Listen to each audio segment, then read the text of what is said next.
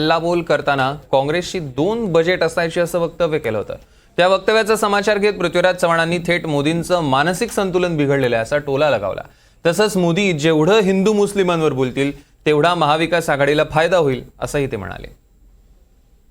मैं समझता हूं उनके जो भाषण लिखते हैं उनका शायद संतुलन बिगड़ गया है। अलग अलग लोग अलग अलग बातें कह रहे हैं। डॉक्टर मनमोहन सिंह 10 साल प्रधानमंत्री थे।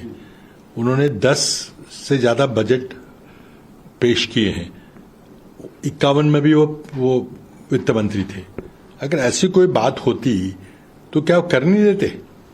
तो क्या ये आपने कहां से मुद्दा उठाया है? ये सिर्फ बात एससी और एसटी बजट के बारे में होती है कि एससी और एससी का बजट एससी एसटी जनसंख्या के आधार पर निर्धारित होता है और उसको कभी भी किसी दूसरे खाते में नहीं खर्च किया जाता।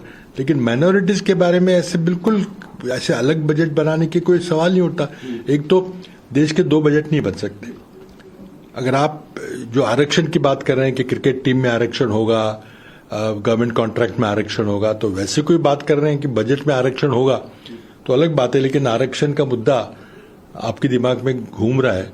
मैं समझता हूं कि क्या ऐसे व्यक्ति को प्रधानमंत्री रखना चाहिए, इस पे देश की जनता को गंभीरता से विचार करना चाहिए। देखिए, बिल्कुल नहीं। देश की जनता पे, मैं महाराष्ट्र की जनता की बात करूंगा।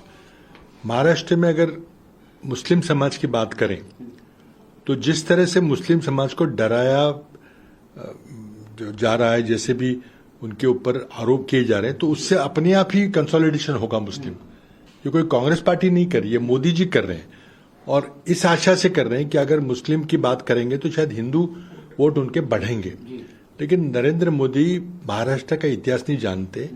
महाराष्ट्र की जनता छत्रपति शिवाजी महाराज के उसूलों पर चलती है और सबसे बड़ा सर्वधर्म समभाव का कोई अगर प्रतीक होगा तो वो छत्रपति शिवाजी महाराज थे।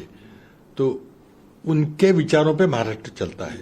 तो अगर आप हिंदू समाज को इस तरह से मजहब पर बांटने की कोशिश करेंगे वो सफल नहीं होगा।